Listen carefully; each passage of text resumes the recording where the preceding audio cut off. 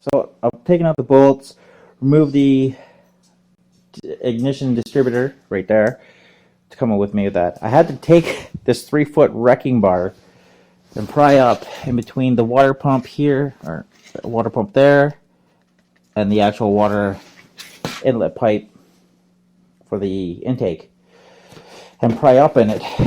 It's pretty nasty. I don't know. All cast iron, so it's heavy. We take that in, get it cleaned up, and go from there. Got the intake manifold inside on the table. It's been a couple days. I literally just did not even feel like it. That's the thermostat housing, not a cooling housing thing. I called it in the garage. So yeah, correction on that.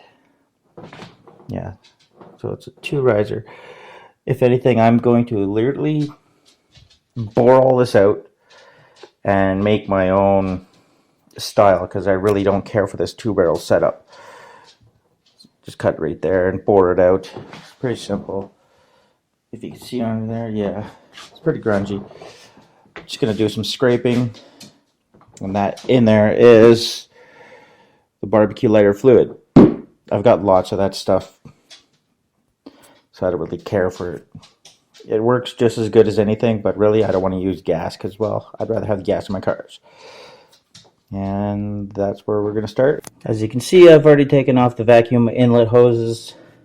It's for suction, stuff like that with the transmission. That's what it was hooked up to. Your temperature sensor and your thermostat housing. The thermostat's pretty corroded. They're what, like $5? Or if you buy them online, you can buy them for $1. The bypass hose, which you can see, is that there, which goes to this lower pipe down there, that hole, that was full of silicone.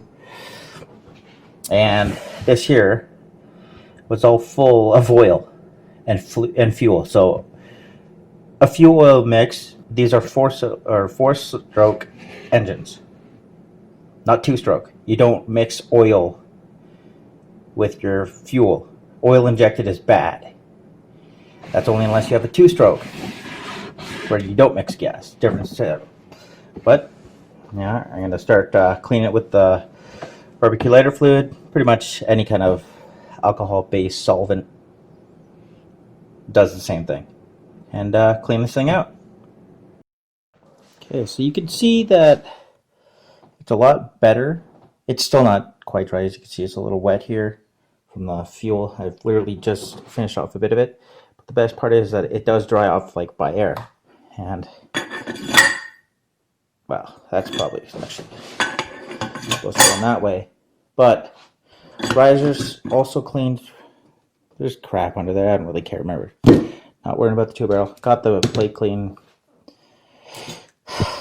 That had so much crap in it. It was just nasty. Like, yeah, so I really don't know what that plate's for. There's something to do with the dual plane or something. But it's got a, oh, sorry. There's got a little piece there. That's a hole, which, if you think about it, that allows fuel to drop down or oil to go up in it. Since that's the intake, so unless it's running and say your fuel pump ran and then it just got flooded all of a sudden, that's going right into your fuel, into your oil. So it's not a good mix. And vice versa, if you have oil hitting up against that, it's going to go into your intake and then go into your port. So another way of oil messing up the combustion chamber. It makes you wonder why they have such horrible ideas when it comes to fuel economy. Well, fuel economy is based on how much crap goes out your exhaust pipe, right? Well, if you're sucking oil and it can't burn off the oil, it just goes out the exhaust pipe. And it gets really gummed up and it becomes nasty. Hence, a lot of things when it comes to this. You can see inside there, it's still pretty gnarly in there.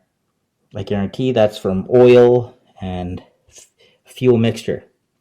Not even just the air, but your oils. Like, Who would do that? Who just let it sit there and get all nasty? Should do a little quick scrape. And yeah, I can barely even get that off. But that's what it is. I'm going to leave that alone, then do what I got to do. Messages. Alright, that is the intake manifold.